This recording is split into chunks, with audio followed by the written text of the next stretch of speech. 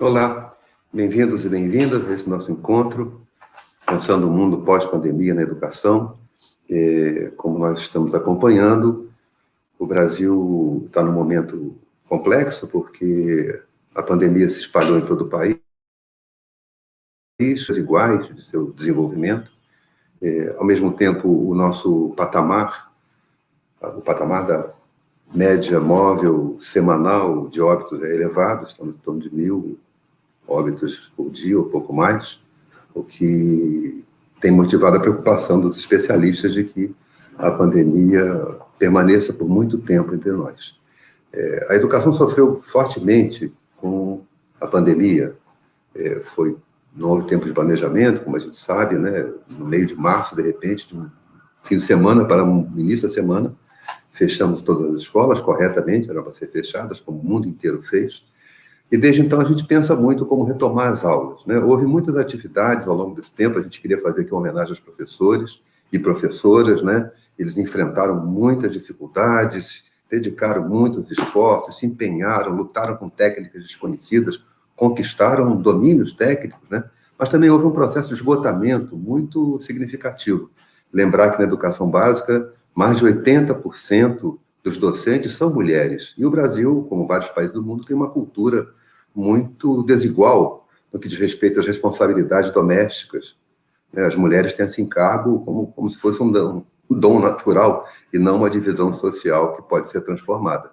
E com isso, as professoras certamente têm uma sobrecarga de trabalho ao cuidar da vida doméstica e manter suas atividades como docentes. Por outro lado, os estudantes, a escola é um espaço fundamental de socialização, de alegria, de troca e também de aprendizagem. A aprendizagem se procurou suprir pelo esforço das redes e pelo esforço dos docentes.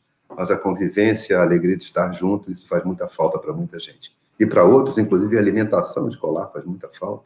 E a proteção da escola, que a escola oferece, faz muita falta. Então, a ideia de voltar às aulas presenciais, ela é uma ideia motivada por muitas razões e complexas razões. Por isso, é muito importante debater quais são as condições para voltar, quais são as decisões que estão sendo tomadas para voltar às aulas. Então, nesse encontro de hoje, nós vamos lamentar a ausência do nosso querido Miguel Thompson. O Miguel teve um pequeno acidente doméstico, então hoje não vai poder participar, mas nos acompanha. Então, esta live aqui é dedicada ao meu querido Miguel Thompson, amigo de todos nós. E nós temos dois convidados extraordinários para esse encontro de hoje. Então, eu queria convidar, em primeiro lugar, a professora Maria Helena Guimarães de Castro, do Conselho Nacional de Educação. Olá, Maria Helena, como vai? Olá, André, bom dia, é um prazer estar aqui com vocês, agradeço muito o convite. Para mim é realmente uma honra participar desse debate com você, com o secretário do Amazonas e principalmente com todos os professores, professoras, educadores que seguem essas lives que vocês fazem ao longo da pandemia. Obrigada pelo convite, André. É uma honra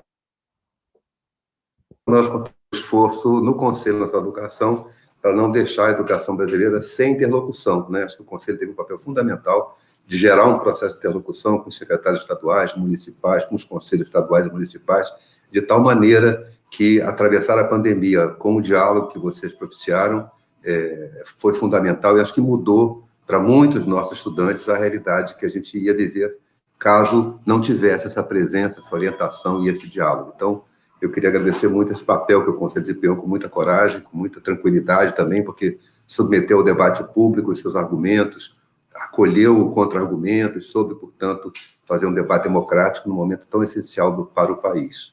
Obrigado, por favor, transmita ao Conselho os nossos agradecimentos por cumprir seu papel tão importante, né? Então, nós vamos trazer aqui o nosso secretário de Educação do Estado do Amazonas, Luiz Fabian. Bem-vindo, Luiz Fabian, como você está? Bom dia, André, bom dia, professora Maria Helena. É um prazer estar aqui com vocês, agradeço igualmente o convite.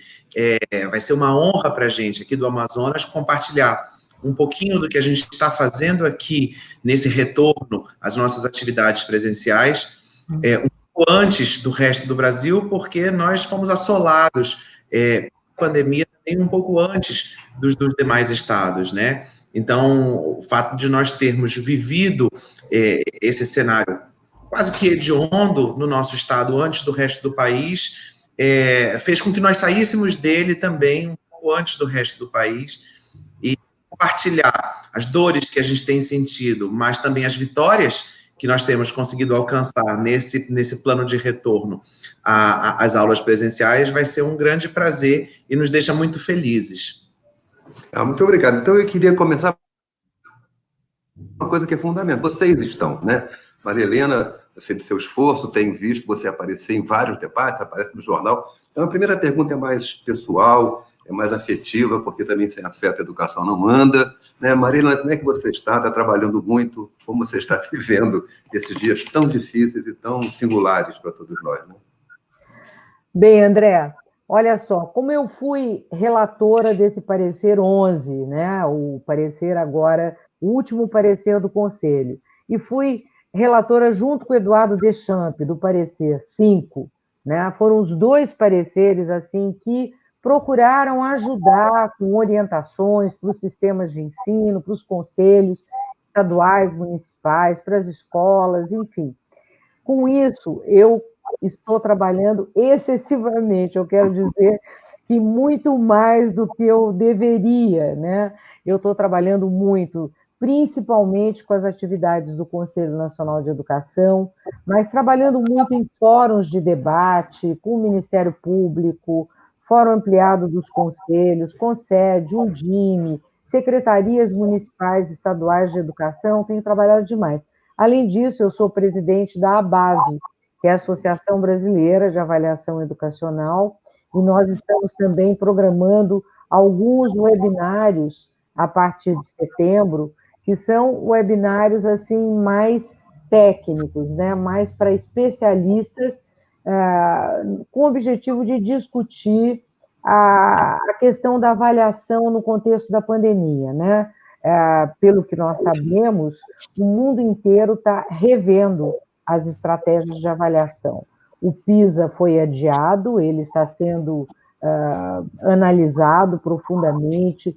Nos Estados Unidos, na Europa, vários países estão alterando, então a ABAV se sentiu quase que convocada a promover um debate técnico com especialistas para discutir questões que nós consideramos muito importantes para pensar as estratégias de avaliação no Brasil. Então, eu estou trabalhando principalmente nessas duas frentes, mas trabalhando bastante. Aqui em casa eu tenho um marido que, embora ele já tenha 80 anos, ele me ajuda muito, porque ele é médico, então ele não vai ao consultório, porque nós proibimos, ele é médico cardíaco, tem uma série de comorbidades, né?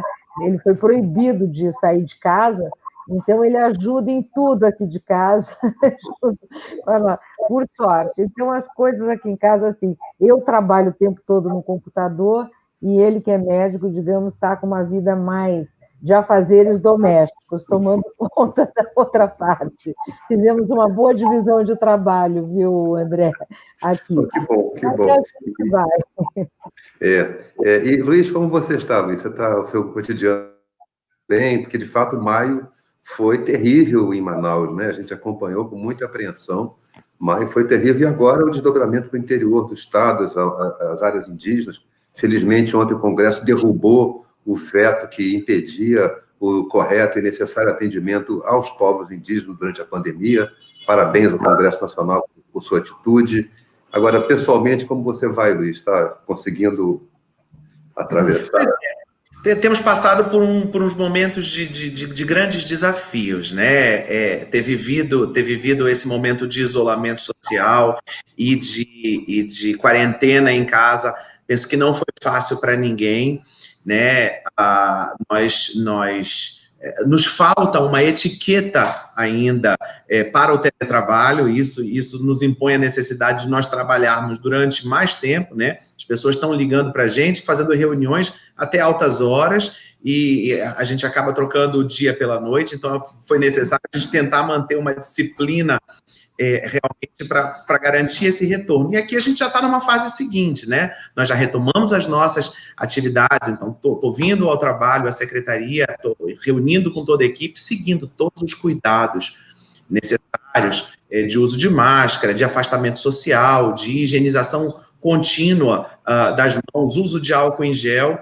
Então, esse para usar o jargão da moda, é o novo normal que a gente está, aos pouquinhos, internalizando e cuidando de fazer com que os nossos jovens também internalizem, né? Então, as discussões aqui têm sido nesse sentido, de que forma que a gente consegue, enquanto instituição de educação, enquanto professores, enquanto pessoas da educação, apoiar a nossa sociedade no sentido de promover a internalização desses hábitos, porque me parece que esses hábitos ficam, né? Não se sabe ainda o que esperar do futuro, mas me parece que esses hábitos ficam. E é importante a escola, e isso tem sido muito parte do meu discurso, no sentido de que é preciso que, quanto antes, a gente promova o retorno das atividades presenciais, não só como forma de minimizar as perdas pedagógicas e acadêmicas que os alunos eventualmente tenham tido, mas também para criar esse hábito de transformar as pessoas e gerar nessas pessoas os novos hábitos, né? Então, temos todo cuidado aqui, reunindo com afastamento, reunindo com... interessante essa nova normalidade que se impõe, mas eu penso que aqui a gente já está com isso tudo muito internalizado. Que bom, Luiz. Então, saúde para você e sua equipe, porque não é fácil lidar com tudo isso. Maria Helena, como você comentou, né, essas duas pareceres do Conselho foram muito importantes para todo o sistema, né? E o segundo parecer relativo ao ensino, ao retorno, às orientações, né? Vocês são muito cuidadosos em lembrar que cada estado, cada município, dada a diversidade, deve considerar suas condições objetivas, né? Do ponto de vista mais do acolhimento dos estudantes, quais foram as sugestões que o Conselho ofereceu para nós? Eu vou até pedir para a Bia nos colocar aqui o link para as duas resoluções do Conselho, que eu acho que são dois documentos muito importantes para serem conhecidos e divulgados, né? Então, vocês se preocuparam muito com a dimensão do acolhimento socioemocional, vamos chamar assim, e o acolhimento pedagógico. Você pode comentar um pouco para nós essas duas dimensões às quais você deram tanta atenção? Pois não, André. De fato, essas duas dimensões nós consideramos as mais importantes, né? Procuramos dar uma ênfase maior para a questão do acolhimento, porque havia inicialmente uma ideia de que o retorno às aulas deveria imediatamente ser acompanhado de avaliações diagnósticas, de já colocar os alunos na recuperação, e nós insistimos muito que antes da avaliação diagnóstica, antes da recuperação, é fundamental o acolhimento socioemocional. Abrir o espaço, preparar as escolas, receber os alunos, conversar com as famílias, manter um bom sistema de comunicação com todas as famílias, fazer com que os alunos se sintam à vontade para contar o que eles passaram durante o processo de pandemia, as alegrias que tiveram, os problemas, as perdas, as tristezas, né? Já sabendo que há estudos no mundo inteiro mostrando como a pandemia afeta a vida das crianças e principalmente dos adolescentes e dos jovens, né? Há estudos de psiquiatras, psicólogos, psicanalistas mostrando a importância do acolhimento socioemocional, porque o adolescente e o jovem, eles dependem muito dessa convivência com os amigos. Essa sociabilidade que a escola promove, né? Encontrar os amigos na escola, fora da escola, sair com o namorado, tudo isso faz parte da vida do adolescente e do jovem. E no caso da criança pequena, nós sabemos que a criança de educação infantil, ela aprende pelo contato direto, né? Quando nós falamos em espaços de aprendizagem, na própria BNCC de educação infantil, né? Nós falamos principalmente do contato direto da criança com as outras crianças, com os professores, com os brinquedos, as brincadeiras como um momento de contato, principalmente de contato físico mesmo, né? E de olho no olho, né? Então, essas crianças pequenas estão sofrendo perdas, principalmente do ponto de vista cognitivo e socioemocional. Agora, no caso dos adolescentes, a nossa preocupação grande é evitar também que eles abandonem a escola, né? Esse é um ponto muito grave, né? Nós sabemos que muitos adolescentes que estão concluindo o ensino fundamental, os jovens que já estão no ensino médio, correm o risco de se evadir e de não voltar mais para a escola. E aí esse prejuízo será muito fatal para a vida do jovem se ele abandonar a escola e não voltar a estudar. Então, esse acolhimento é um momento de compartilhamento das histórias de vida, de abrir o diálogo, fazer com que todos tenham a possibilidade de se expressar e, principalmente, também de preparar os professores e as equipes da escola a esse momento do acolhimento, porque os professores e as equipes escolares também sofreram muito. Então, é um acolhimento duplo, né? Acolhimento aos alunos e acolhimento aos professores e a toda a equipe da escola, né?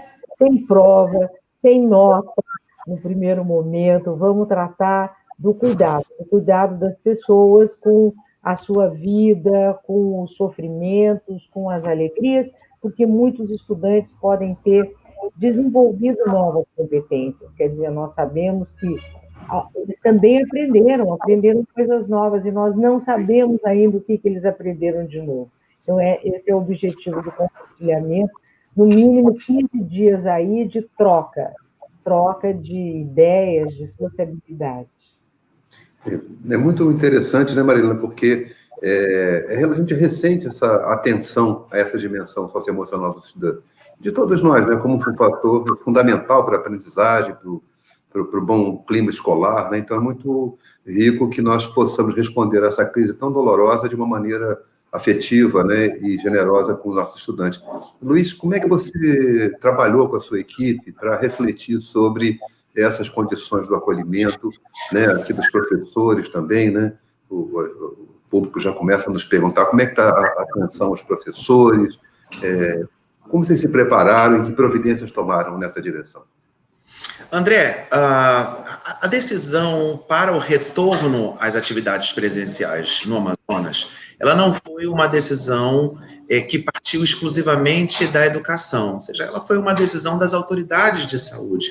A partir do momento em que as autoridades de saúde entenderam que os nossos índices e o cenário no nosso estado já reunia as condições necessárias para o reinício das atividades, aí sim nós cuidamos de elaborar um plano muito consistente de retorno seguro às atividades presenciais, que contou com a participação de mais de 100 técnicos da educação no Amazonas e que em alguns eixos.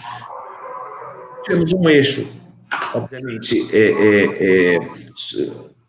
focado nas atividades pedagógicas, na retomada dessa atividade, na repriorização curricular, na aplicação de uma avaliação diagnóstica, num período de recuperação da aprendizagem.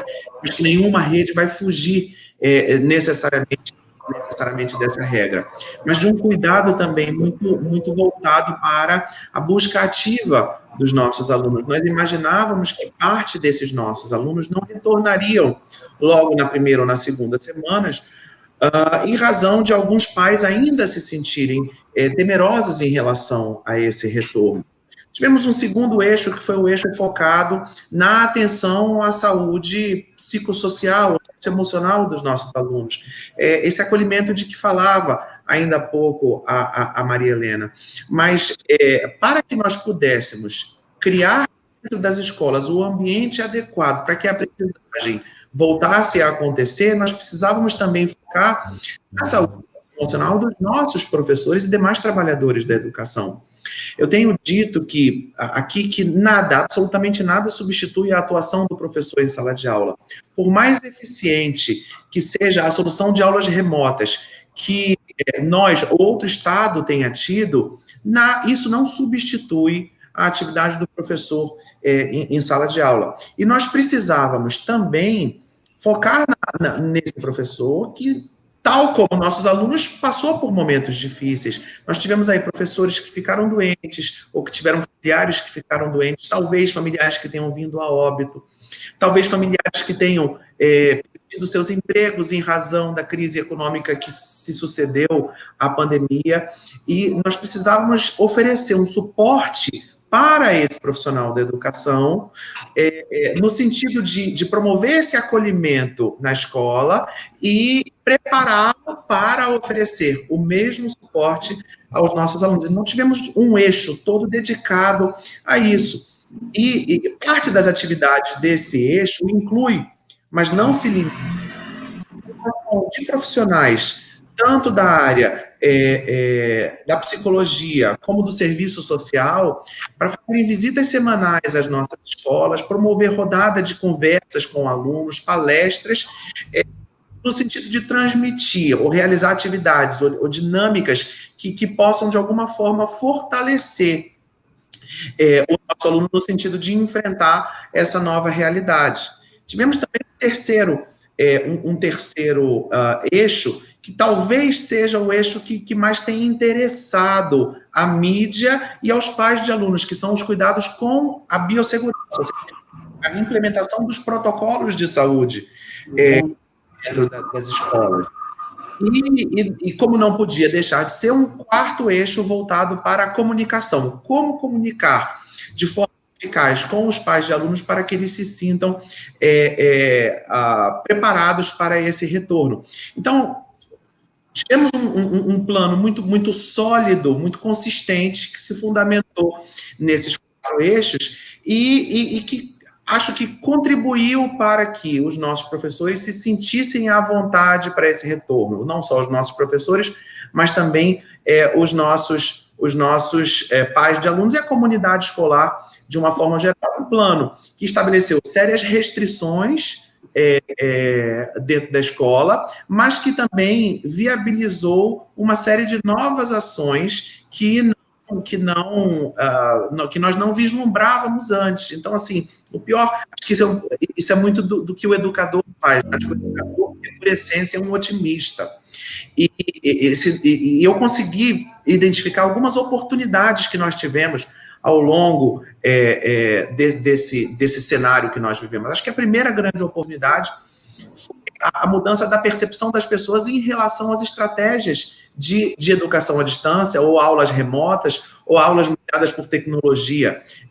Antes desse cenário, antes da pandemia, nós tínhamos um grande percentual dos nossos professores que se manifestavam contrariamente, não só professores, mas pais de alunos também, que se manifestavam contrariamente ao EAD ou ao uso de plataformas tecnológicas para aulas remotas. Isso mudou, né? Nós tivemos um reposicionamento também dos pais em relação à educação dos seus filhos, né? Os pais conseguiram desenvolver aí a empatia, ou uma empatia melhor pelos professores, porque sentiram na pele o que os professores sentem, tiveram que acompanhar seus filhos com mais afinco, tiveram que sentar, tiveram que exercitar aí uma paciência que talvez tivesse adormecida há algum tempo. Então, isso foi uma oportunidade que surgiu. As escolas vêm, ao longo dos anos, tentando todas as estratégias para reaproximar os pais da escola. Eu acho que esse cenário nos trouxe essa oportunidade. E a terceira grande oportunidade, que foi o desenvolvimento de algumas habilidades que até então nós não conseguíamos desenvolver nas escolas, ou que tínhamos dificuldade em desenvolver nos alunos dentro do ambiente escolar, viabilizadas nesse momento. Ou seja, alunos que desenvolveram mais autonomia, alunos que desenvolveram mais as suas habilidades quanto ao uso de tecnologias. Enfim, nós usamos todas essas oportunidades para nos apoiar na construção desse plano de retorno. Poxa, então eu agradeço muito a exposição e vou chamar a Beatriz Maia, que trabalha conosco, está acompanhando as redes sociais, já temos aqui um conjunto de perguntas. Olá, Bia, como vai? Tudo bem? Bom dia, André. Bom dia, pessoal. Muitas perguntas, André, nos comentários. As pessoas estão com muitas dúvidas, muitos questionamentos, e algumas perguntas já foram respondidas, né, na fala da Maria Helena e do Luiz Fabian. Eu vou destacar aqui um comentário da Márcia Vieira, que eu achei muito interessante, que ela fala que ela gostaria que a live fizesse do professor o protagonista da volta às aulas. Né? Ela escreveu: estamos nos sentindo um tanto invisíveis e bastante decepcionados por isso. E mais tarde eu acho que ela mesma escreve depois, fazendo uma comparação muito interessante entre o professor e os profissionais da saúde que estão na linha de frente, né? É quem vai, dessas expressões que a gente possa usar diariamente, né, durante a pandemia, né? Linha de frente. A gente nunca falou tanto disso, né? E o professor, assim como o profissional da saúde, é quem está ali no dia a dia. Eu vou pedir para vocês falarem um pouquinho sobre esse acolhimento, né? Uma grande parte do nosso público é de professoras e professores. Se vocês pudessem dar um exemplo para concretizar um pouco, né, para esse nosso público, o que a gente está dizendo quando a gente fala em acolhimento? E eu queria acrescentar também a questão da Geníria, né?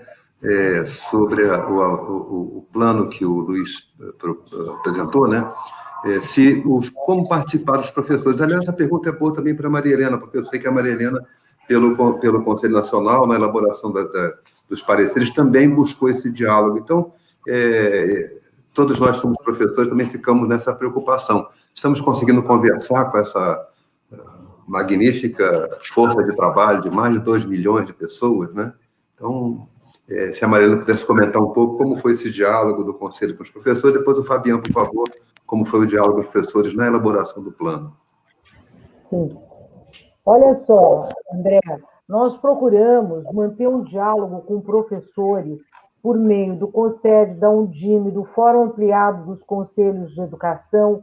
Chamamos alguns sindicatos que participaram desse diálogo, sindicatos de professores, tivemos a participação, inclusive fizemos assim algumas lives com secretários de educação e suas equipes. Eu fiz uma live com o secretário municipal de Florianópolis, o secretário municipal de Salvador, o secretário municipal de Curitiba, e aí era o secretário com os professores juntos, coordenadores, gestores de escola e tudo mais. Então, nós procuramos ouvir muito, né, os professores, e eu quero dizer o seguinte: não existe a menor hipótese de qualquer atividade não presencial sem o trabalho do professor. Quer dizer, a maior preocupação que eu acredito que esteja presente entre todos os educadores é a importância da formação continuada dos nossos professores, da valorização dos nossos professores, que estão dando o sangue, trabalhando 24 horas por dia para poder dar conta não só de preparar atividades não presenciais, como atender, fazer essa relação, esse contato com as famílias, com os estudantes, com os outros professores, os outros profissionais. Quer dizer, o vínculo da escola e dos profissionais da educação com os estudantes é muito importante. Isso é muito mais importante nesse momento do que o fato de nós estarmos oferecendo algum tipo de atividade remota. E esse vínculo, ele se dá pelo relacionamento que a escola deve estabelecer com os seus profissionais da educação, as secretarias, as redes de ensino, né? E como esses profissionais da educação se manifestam e participam das atividades das secretarias e das redes de ensino, sejam elas públicas ou não, né? Então, eu sempre valorizo muito o trabalho dos professores e eu acredito que os professores foram os grandes heróis. Eu concordo totalmente que a linha de frente agora é a linha de frente da educação, assim como nós tivemos a linha de frente da saúde, agora temos a linha de frente da educação. Não é fácil. Nossos professores, nem os alunos, nem ninguém, nenhum de nós foi preparado para a educação básica por meio de atividades não presenciais, né? A atividade não presencial não faz parte, né? Não faz parte do repertório de quem trabalha com educação básica. A educação básica, historicamente, tradicionalmente, no Brasil e no mundo inteiro, ela é feita por meio de atividades presenciais, por uma escola muito ativa, muito participativa, muito interativa. E, além disso, as nossas escolas não têm a infraestrutura adequada. Eu sei que o caso do Amazonas é um pouco diferente, mas a maioria das escolas brasileiras não tem a infraestrutura adequada, não tem conectividade e não tem, digamos assim, um apoio ao professor para que o professor desenvolva essas atividades não presenciais.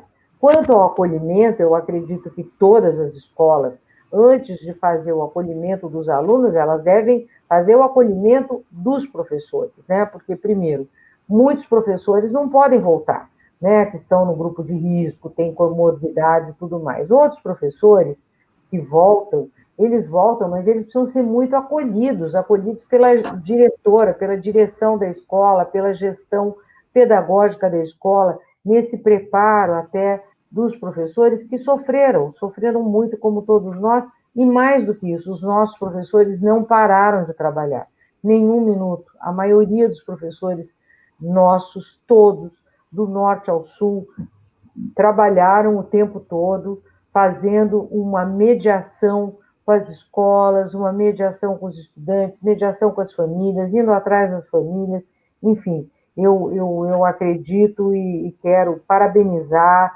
cumprimentar todos os professores que estão participando dessa live, porque os professores são, eu diria, a alma, né, desse processo de desenvolvimento de atividades não presenciais.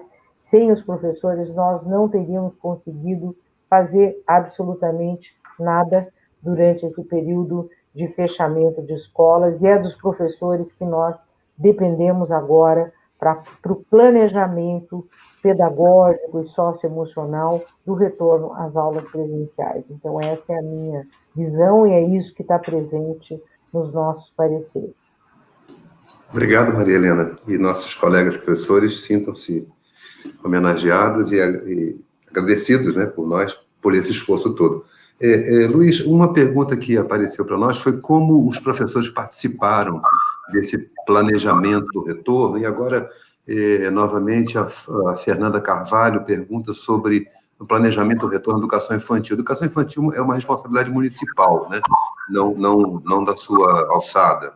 Mas se você puder comentar um pouco a participação dos professores no plano de retomada e como vocês estão pensando esse gradativo retorno dos níveis de ensino, ainda que não seja infantil. Perfeito, André. Na verdade, as pessoas estão muito ansiosas por saber na prática como é que as coisas aconteceram aqui em Manaus, né, e como é que tem se sucedido as ações de retomada. Então, antes de mais nada, quando nós tivemos a autorização da Fundação de Vigilância em Saúde do Estado do Amazonas para retomarmos as aulas, nós iniciamos a construção daquele plano, mas a premissa foi que nós precisávamos escutar os nossos trabalhadores da educação. Na verdade, nós precisávamos escutar toda a comunidade escolar. Então, nós fizemos uma pesquisa, promovemos uma grande escuta, que reuniu aí mais de 90 mil respondentes a uma pesquisa que incluía questões que iam desde a avaliação sobre as nossas atividades não presenciais até as perspectivas deles em relação ao retorno. Uma das perguntas dizia o seguinte: de que forma que você entende que o retorno às aulas presenciais deve acontecer para que você se sinta o mais seguro possível? E, de forma muito impressionante, mais de 80% dos pais e mais de 90% dos trabalhadores da educação responderam que, se nós retornássemos em uma modalidade híbrida, escalonada e com as turmas divididas em 2 blocos, em 2 grupos, eles se sentiriam mais tranquilos. E que, se adicionado a isso, nós providenciássemos a distribuição de equipamentos de proteção individual e promovêssemos a adequação, ou pelo menos a revisão, das instalações hidrossanitárias das escolas, eles estariam também mais à vontade para esse retorno. Então, foi nesse sentido que nós fizemos. Promovemos a construção do plano, depois ouvimos, mais uma vez, sindicatos. Aqui no Amazonas nós temos 2 sindicatos, um que representa os professores da capital e o outro que representa os professores do interior. Discutimos isso com órgãos de controle, Defensoria Pública, Ministérios Públicos, estadual e federal. Enfim, promovemos, então, uma grande construção coletiva desse plano. Até nós chegarmos, na semana passada, dia 10 de agosto, quando nós iniciamos as atividades do ensino médio. Essas atividades, elas iniciaram apenas na capital. Nós não tivemos ainda a autorização das autoridades de vigilância para o retorno no interior, apenas para o retorno na capital. E, obviamente, que isso foi precedido de todo um trabalho de adequação da infraestrutura das escolas. Então, precisávamos garantir que todos os banheiros, todos os lavatórios estivessem em pleno funcionamento. Promovemos instalação de pias nas entradas das escolas e nas áreas de refeitório. Tivemos que fazer a aquisição de EPIs e de muito material de limpeza e de higiene para disponibilizar as escolas. E hoje o protocolo funciona da seguinte forma: o aluno, quando chega à escola, ele já encontra as pias do lado de fora da escola, ele vai lavar as mãos ali as pias estão todas equipadas com os dispensadores de sabão líquido, sabonete líquido, tem o papel toalha. Então o aluno aciona a pia com o seu antebraço, não há necessidade de utilizar a mão, lava as mãos ali. Após isso, ele passa pela porta da escola, onde nós temos instalados tapetes sanitizantes, onde o aluno vai promover a limpeza dos seus sapatos, da sola do seu sapato. Ele tem a temperatura aferida ali por um servidor da escola. Se ele tiver com a temperatura adequada, o acesso dele às dependências da escola é garantido. E aí nós temos dentro da escola totens de álcool em gel, dispensadores de álcool em gel em todas as salas de aula. Todos os corredores estão devidamente sinalizados com os caminhos, né, a mão e a contramão, marcação de espaçamento na formação de filas. Retiramos metade das carteiras da sala de aula para garantir que a gente só tenha metade dos alunos, ou seja, temos aí salas de aula com algo em torno de 15 a 20, 22 alunos. Elas não passam disso. E aquelas turmas foram divididas em 2 grupos. Então, uma turma que tradicionalmente tenha, por exemplo, 40 alunos, vai ter 2 blocos de 20 alunos. Um bloco assiste aula às segundas e às quartas-feiras, aulas presenciais. O outro bloco assiste aulas presenciais na terça e na quinta-feira.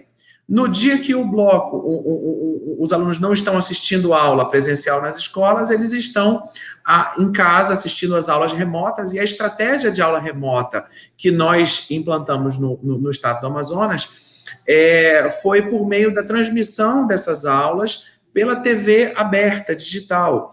Então, isso já reduz aí um pouco da dificuldade por conta da conectividade, isso que a Maria Helena vinha dizendo. Conectividade é um grande problema também no estado do Amazonas. Mas, como nós temos aqui no estado a experiência do ensino presencial mediado por tecnologia, me permitam um parêntese aqui para explicar o que é isso no estado do Amazonas. Você imagina que o estado do Amazonas é um estado enorme sob o ponto de vista territorial, geográfico, e com várias realidades distintas. Então, você imagina que no município do interior do estado, numa comunidade ribeirinha, na zona rural desse município, dificilmente eu teria oferta ou disponibilidade de profissionais de alguns componentes curriculares em quantidade suficiente para garantir toda a demanda. Então, sim, sempre nos faltou professores de matemática, de física, de química. Então, há cerca de 13 anos, nós criamos dentro da Secretaria da Educação do Amazonas um centro de mídias que funciona basicamente como um canal de televisão, com vários estúdios, e ali o professor ministra suas aulas, e essas aulas elas são transmitidas via satélite, ao vivo, para mais de 2.500 salas de aula nessas comunidades ribeirinhas do interior do estado. Lá os alunos estão presencialmente na escola, são recebidos por um professor generalista, que manipula os equipamentos, que faz a chamada, que aplica as avaliações, que corrige as avaliações, mas as aulas são ministradas pelo professor especialista a partir de Manaus, com a possibilidade, inclusive, de interação, porque essa nossa tecnologia permite a interação. Ou seja, quando nós suspendemos as aulas no dia 16 de março, nós já tínhamos todos os conteúdos gravados e preparados de aulas para todas as séries. Então, nós fizemos uma rápida curadoria dessas aulas que já estavam prontas e viabilizamos a transmissão delas pela televisão. E essa estratégia permanece agora no retorno. Então, o aluno do Bloco A, ele assiste a aula presencial segunda e quarta, e na terça, quinta e sexta, ele está assistindo, acompanhando as aulas pela televisão aberta. E com isso, a gente tem a garantia de implementar as 800 horas para finalizar o ano letivo ainda até o final de dezembro desse ano. E isso também foi um grande alívio para professores e pais que vão ter a finalização desse ano letivo ainda em 2020, com a garantia de poderem gozar as suas férias escolares em janeiro e reiniciar o ano em 2021, se tudo seguir conforme planejado. Informação muito rica para as competências locais de uma decisão, né? Maria Helena, o Luiz narrou um conjunto de procedimentos que certamente implicam em elevação de custo da secretaria, né? E que é uma preocupação de todos nós. A Maria Amabile Mansutti nos faz uma pergunta, que ela dirige a você uma pergunta, né? Que o parecer do CNE orienta e se refere a um estudo, creio que feito pelo Instituto Unibanco, Todos pela Educação, que prevê um aporte de 30 bilhões para a educação, de maneira a financiar um conjunto de iniciativas, né, de reformulação da escola, questões de higiene, questão dessa preparação. Você tem notícia se avançou aquela proposição de aplicar recursos de um fundo da telefonia para melhorar o funcionamento das escolas, para ter um aporte maior? Você é uma exímia conhecedora do orçamento do MEC? Você tem notícia? Olha, André, obrigada, André. Infelizmente, ainda não. Né? São duas coisas. Primeiro, é o estudo do Instituto Unibanco. Esse estudo ele considera a queda de arrecadação e, com isso, uma queda do per capita aluno do Fundeb neste ano de 2020, justamente um ano que é preciso fazer uma série de adaptações na infraestrutura das escolas para os alunos retornarem, né? Inclusive, gente, é muito possível que algumas escolas precisem contratar professores temporários, porque, vamos supor, se a rede de escolas tem professores acima de 60 anos, com comorbidade, como é que a rede vai fazer para voltar às aulas sem esses professores, né? Esses professores poderão trabalhar das suas casas, mas eles não podem ficar nas escolas, né?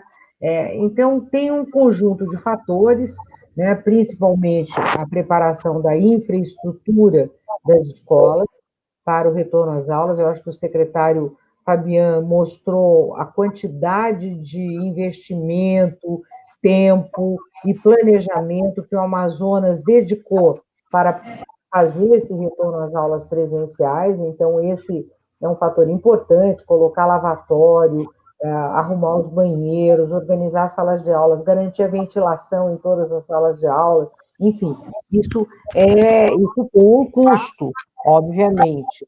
Um outro ponto é o recurso do FUST, que é o Fundo de Universalização das Telecomunicações, para apoiar a conectividade das escolas. Infelizmente, não temos nenhuma informação que isso tenha avançado, né?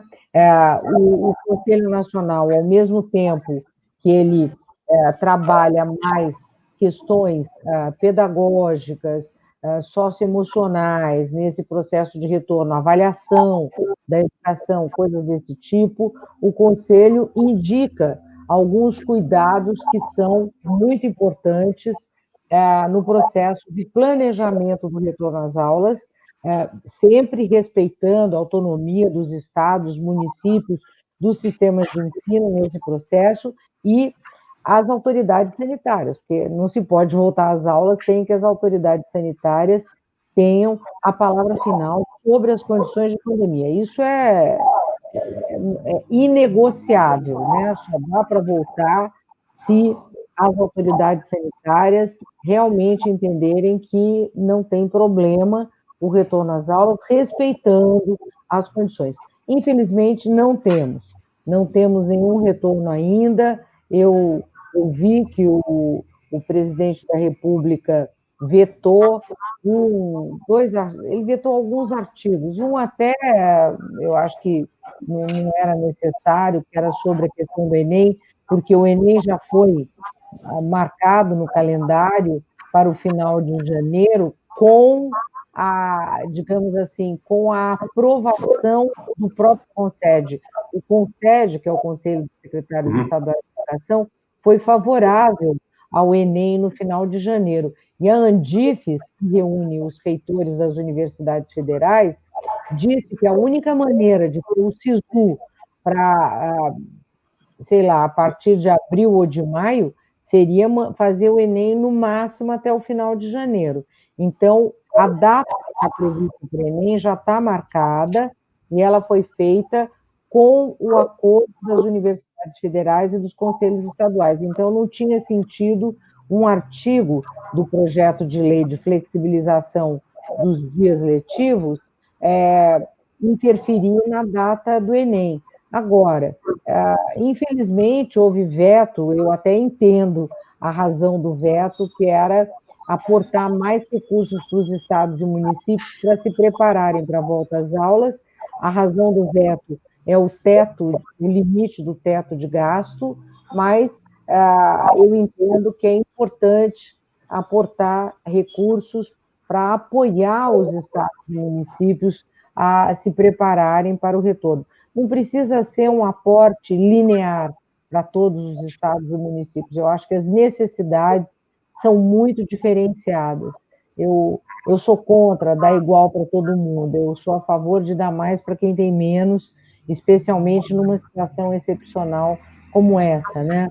Então, eu acho que seria bom o MEC definir uma estratégia e o FNDE de apoio aos estados e municípios para essa preparação da volta às aulas. E esse estudo mostra que realmente vai faltar recurso e vai faltar possibilidade de adequação das escolas para esse retorno.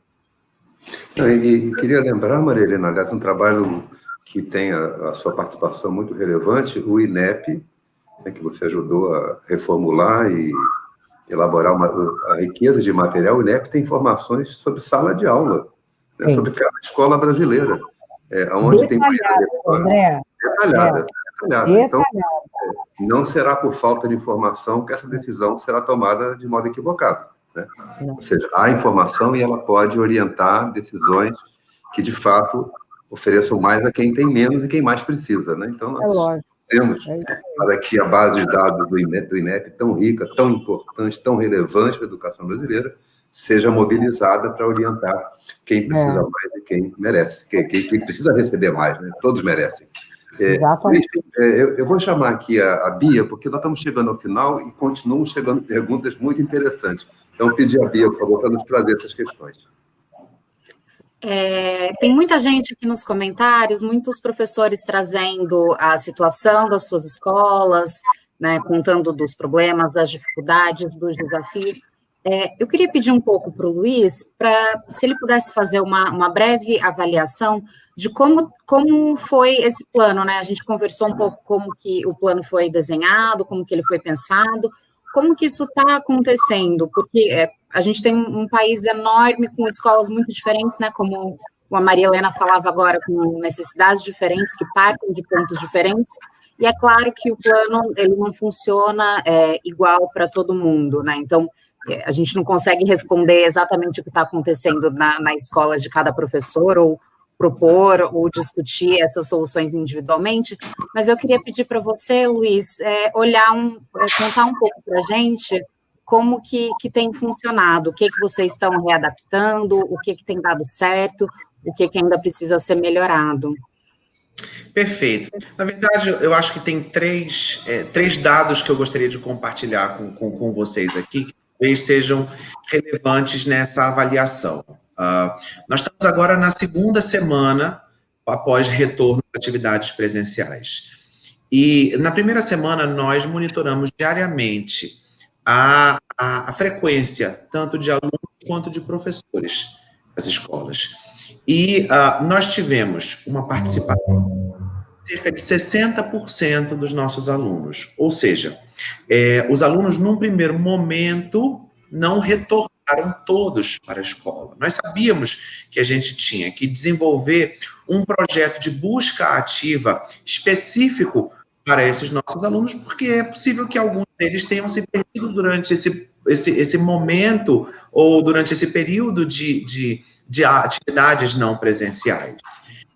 Mas também nós sabíamos que seria natural que alguns pais de alunos não tivessem permitido o retorno dos seus filhos às atividades escolares na primeira semana ou nos primeiros dias por conta de medo, efetivamente. Então, de fato, esse número melhorou muito na segunda semana, ou seja, subimos de 60% de frequência para 75% de frequência, em torno de 75% de frequência, mas continuamos trabalhando nesse processo de busca ativa. Então, numa primeira fase, fizemos contato por meio de ligação telefônica, e-mail, aplicativos, mídias sociais, aplicativos de celular. A segunda fase agora contempla as visitas domiciliares, e numa terceira fase nós faremos a comunicação aos conselhos tutelares para que eles tomem conhecimento dos alunos que não retornaram e possam nos apoiar também nesse retorno. Então, tudo demonstra, e ainda é muito cedo, porque nós só estamos no meio da segunda semana, mas tudo demonstra que há uma tendência de crescimento da participação desses alunos ao longo das próximas semanas, até que a gente atinja aí um índice de normalidade.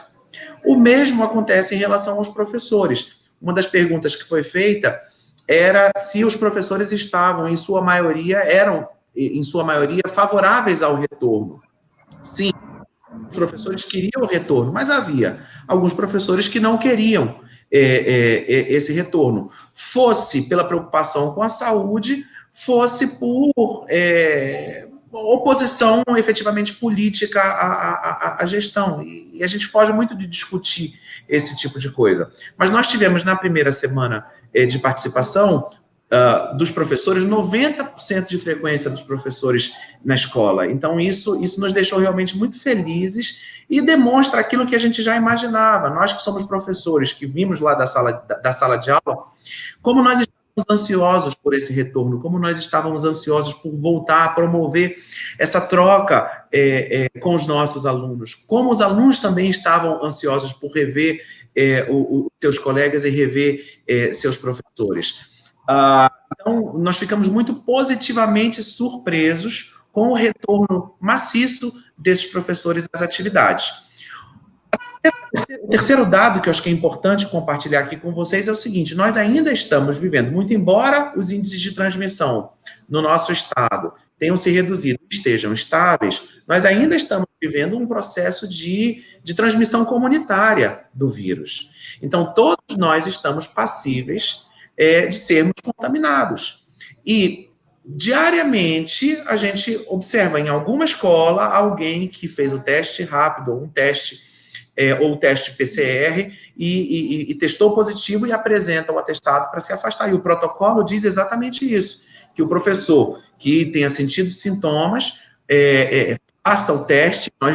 O governo está viabilizando testagem em massa de todos os profissionais, e uma vez testado positivo, não retorne à escola, mas isso pode, de alguma forma, gerar um pânico dentro do ambiente escolar.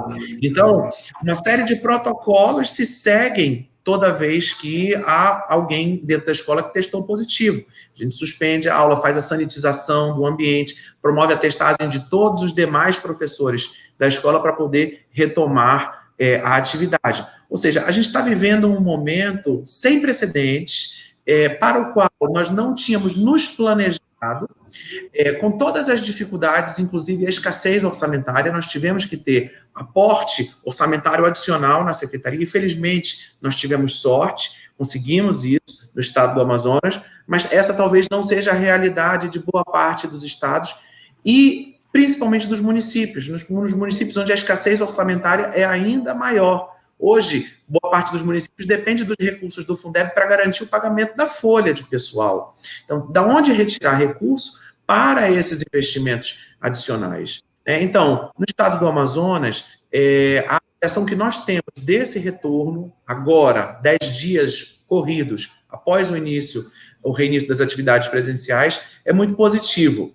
E a ideia é que nós possamos compartilhar um pouco dessa nossa experiência, dessas nossas dores, dessas nossas angústias, mas também das vitórias, como eu disse no início da nossa live, com os demais estados.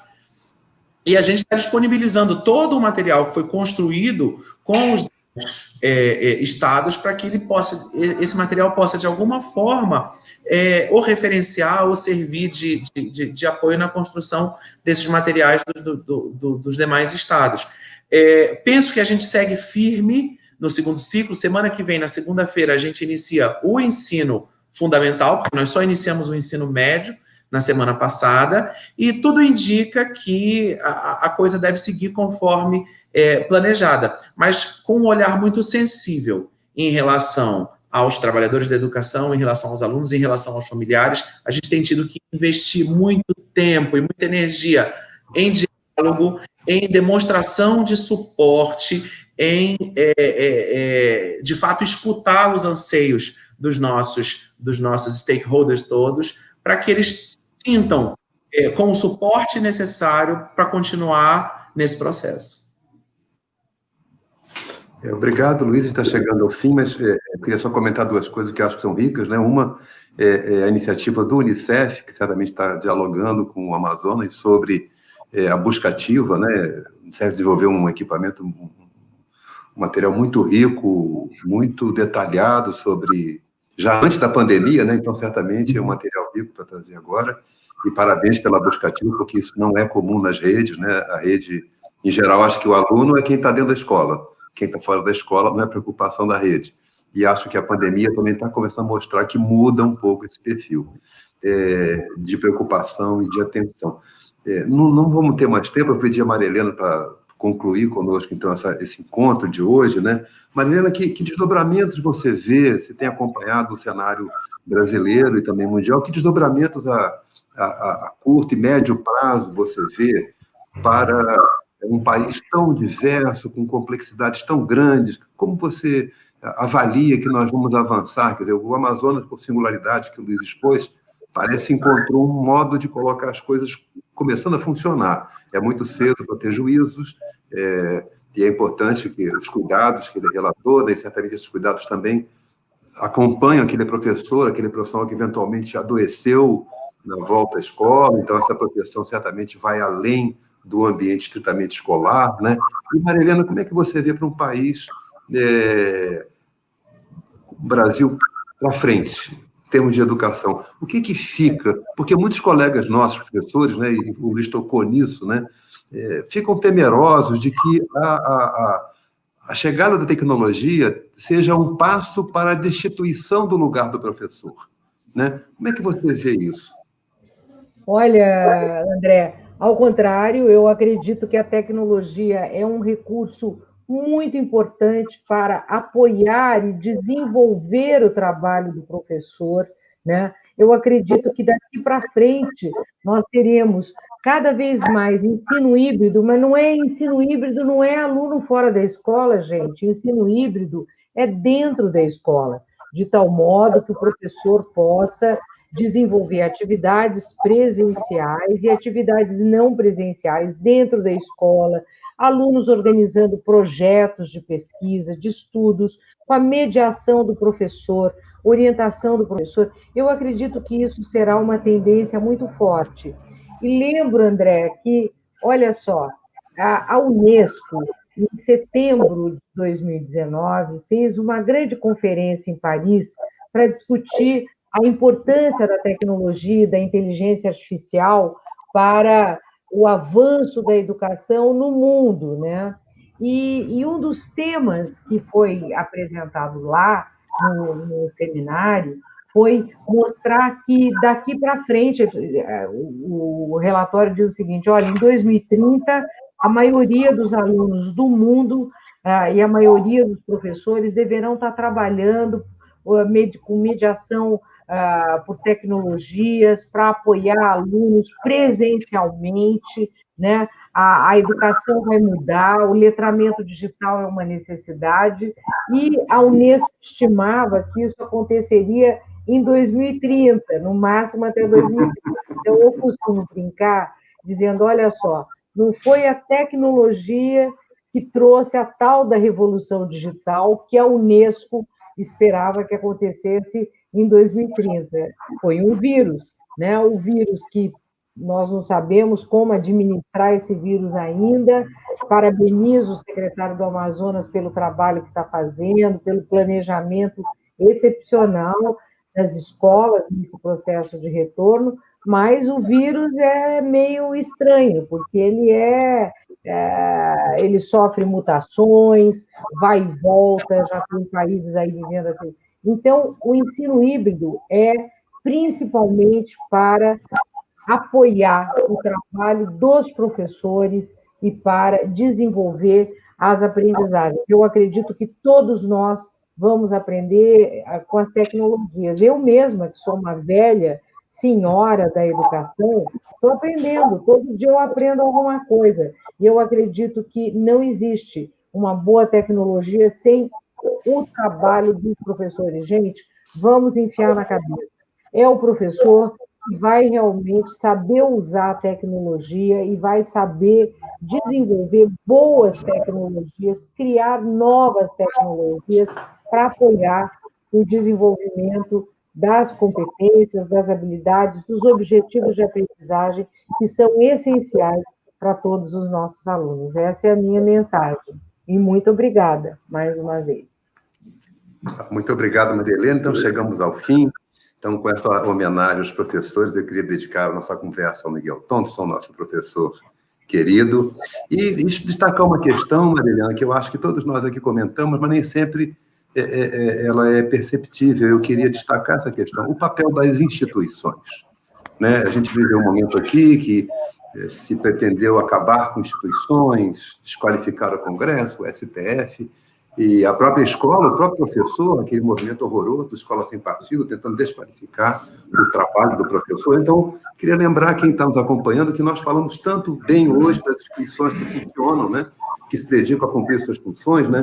Lembrar que a Unesco, debatendo o futuro da tecnologia, o Unicef, com a busca ativa, o CONCED, a Undime, ativos no diálogo sobre a volta e sobre a garantia das condições dos professores, o CNE, um papel que teve tão importante, né? O INEP, que tem um papel fundamental na educação brasileira, tem uma radiografia minuciosa. Então, é muito importante que num diálogo como esse a gente veja a Secretaria de Educação com o planejamento que o Luiz Fabian descreveu para nós, os sindicatos com a sua voz. Sem os sindicatos as coisas não avançam também, né? Então, é muito importante que a gente que defende um país democrático, de diálogo, nesse encontro, valorize as instituições que nos trouxeram até aqui e garanta essas condições. Então, vocês que tocam com tanto compromisso as instituições a que pertencem, o nosso muito obrigado.